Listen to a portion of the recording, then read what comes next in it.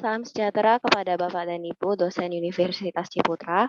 Perkenalkan kami dari kelompok 2 kelas Indonesia R. Saya Anet dan kedua rekan saya, yaitu Ariela dan William, akan mempresentasikan program kreativitas mahasiswa kami yang berjudul Pengaruh Game First Person Shooter terhadap minat belajar mahasiswa. Selanjutnya, yang akan kami jelaskan yang pertama yaitu latar belakang, yang kedua yaitu rumusan masalah, yang ketiga yaitu tujuan penelitian, dan yang keempat yaitu manfaat penelitian. Next. Untuk latar belakang, kami akan menjelaskan 4 poin utama. Poin pertama yaitu asal-usul internet dan pengertiannya. Poin kedua yaitu perkembangan teknologi di bidang hiburan. Poin ketiga yaitu definisi game first person shooter. Dan poin keempat yaitu contoh game first person shooter. Selanjutnya, perkembangan teknologi. Perkembangan zaman yang semakin canggih tentunya diikuti oleh perkembangan teknologi yang semakin canggih, yang banyak membantu manusia di berbagai bidang seperti ekonomi, kesehatan, pendidikan, dan sebagainya.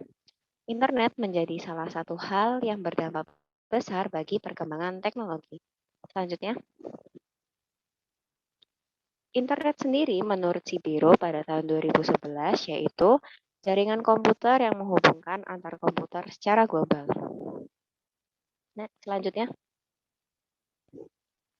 untuk sejarah internet sendiri, internet muncul pada tahun 1960-an yang dikembangkan oleh Departemen Pertahanan Amerika yang diberi nama ARPANET atau Advanced Research Project Agency Network. ARPANET pada saat itu hanya dapat digunakan di lingkup tertentu seperti kampus. Lalu yang kedua, yaitu pada tahun 1986, ARPANET digantikan oleh NSFNet atau National Science Foundation Network sebagai wadah riset dan penelitian di Amerika Serikat. Lalu pada tahun 1990, ARPANET kembali digunakan oleh CERN atau Organisasi Eropa sebagai riset nuklir. Lalu pada tahun 1993, dikembangkanlah Internik atau Network Information Center yang menyediakan informasi layanan mengenai pendaftaran domain.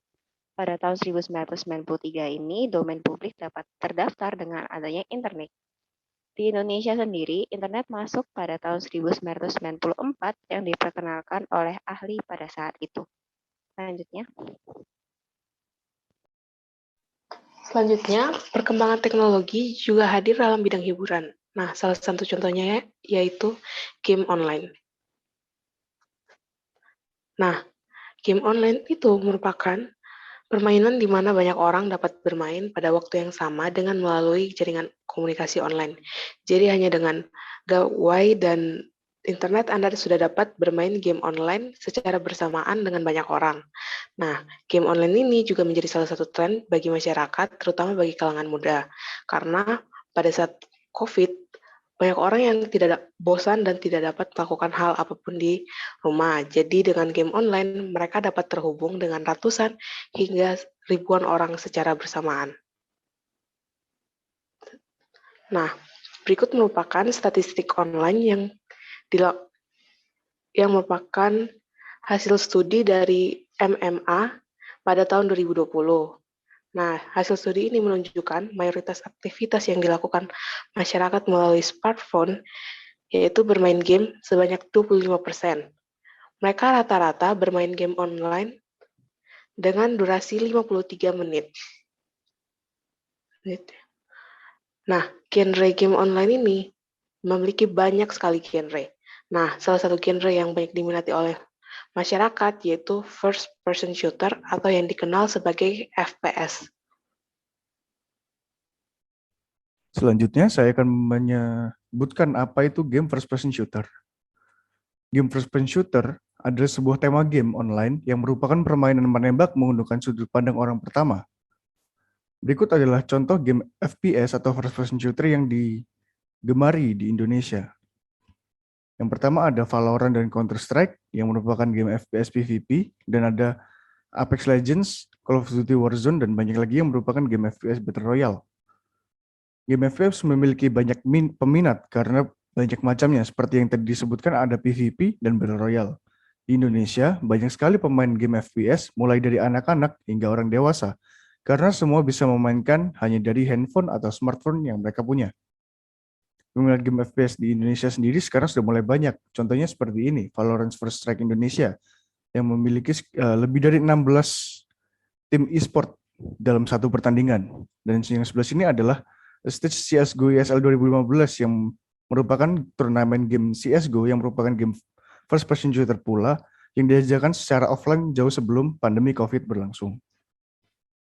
Rumusan masalah yang dapat kita ambil dari presentasi hari ini adalah apa dampak positif dan negatif dari game first person shooter, lalu bagaimana game first person shooter mempengaruhi minat belajar mahasiswa, dan yang ketiga, bagaimana cara mahasiswa membatasi waktu untuk bermain game first person shooter.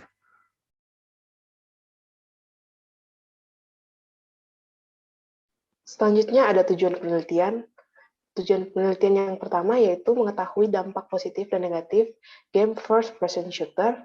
Dan yang kedua, mengetahui pengaruh game first person shooter terhadap minat belajar mahasiswa.